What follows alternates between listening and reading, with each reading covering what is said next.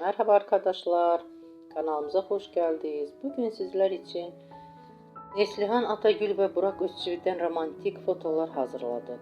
Burak Özçivit, Kara Sevda, Kurumuş Osman ve Çalı Kuşu dizisinde rol almış. Herkes tarafından beğenilmiştir. Biz de sizler için onların güzel paylaşımlarını hazırladık. Bu videoların devamlı gelmesini istiyorsunuzsa kanalımıza abone olup yorum yazmayı unutmayın. Bizden bu kadar.